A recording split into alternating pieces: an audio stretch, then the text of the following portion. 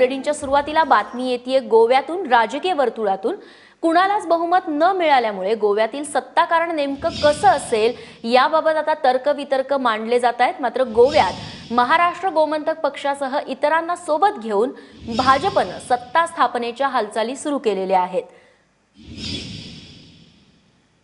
गणेश ठाकूर आमचे प्रतिनिधी गोव्याहून आपल्याला अधिक माहिती देतील। गणेश, या पुढची सत्तेची समीकरणं नेमकी कशी असणार आहेत? रेश्मा, आताच सूत्रांकडून माहिती मिळते की काल नितीन गडकरी यांची मगो पक्षाच्या नेत्यांसोबत बैठक झाली, बातचीत झाली, ज्यामध्ये सुधीर ढवळीकर स्वतः होते। आणि या बैठकीमध्ये मगो पक्षाकडनं जर मनोहर पर्रीकर गोव्यात पुन्हा मुख्यमंत्री म्हणून येतात तर ते त्यांना आपला साथ देण्यासाठी तयार आहेत। त्याचबरोबर काय आणखी कंडिशन्स पण त्यांच्याकडे ठेवण्यात आले आहेत। म्हणजे मगो पक्ष आता भाजपसोबत जाणार हे आता कुठे ना कुठेतरी स्पष्ट होत आहे। त्याचबरोबर गोवा फॉरवर्ड विजय सरदेसाई यांचाही पक्ष त्यांना जोडून 3 आमदार जे आहेत तेही भाजपसोबत जाणार आहेत, अशा प्रकारचे चिन्ह इथं समोर येत आहेत। आणि आताच काही वेळापूर्वी मला माहिती मिळाली आहे की भाजप जे नेतृत्व आहे इकडे गोव्याचं ते नेतृत्व हे सर्व जे त्यांचे आमदार आहेत त्याचबरोबर त्यांच्या इतर जे इंडिपेंडंट संपर्कात आहेत आणि गोवा फॉरवर्ड आणि मगो पक्षाचे जे नेते आणि आमदार आहेत त्या सर्वांना घेऊन पंतप्रधान नरेंद्र मोदी यांच्याकडेही जाण्याची माहिती मिळते।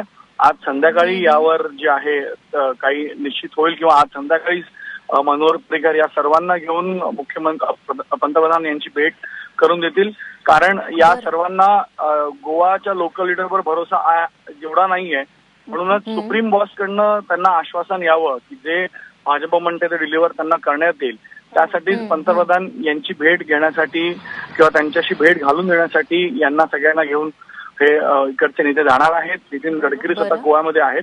तर अशा प्रकारची इथे माहिती मिळते आणि 22चा आकडा भाजप गाठणार आहे अशा प्रकारची माहिती भाजपच्या नेत्यांकडनं मिळते। त्यामध्ये तिन्ही जे इंडिपेंडेंट आहेत त्याचबरोबर चर्चिल अलेमो जे एनसीपीचे आमदार आहेत तेही भाजपसोबत जाण्याची माहिती इथं आता सध्या भाजपच्या कोट्यातनं येते।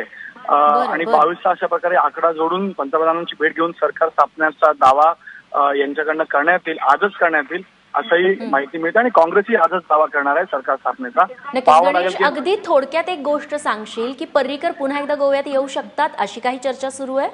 बिलकुल चर्चा सुरूच आहे आणि चर्चेवर आता कामही पुढे करण्यात येत आहे। मगो पक्ष गोवा फॉरवर्डने कालच आम्हाला सांगितलं की जर पर्रीकर गोव्यात येतील, मुख्यमंत्री राहतील तर त्यांना समर्थन देण्याचा विचार ते करतील। तर अशा प्रकारची चिन्ह आहेत आणि याच्यावर कामही आता सुरू करण्यात आलंय।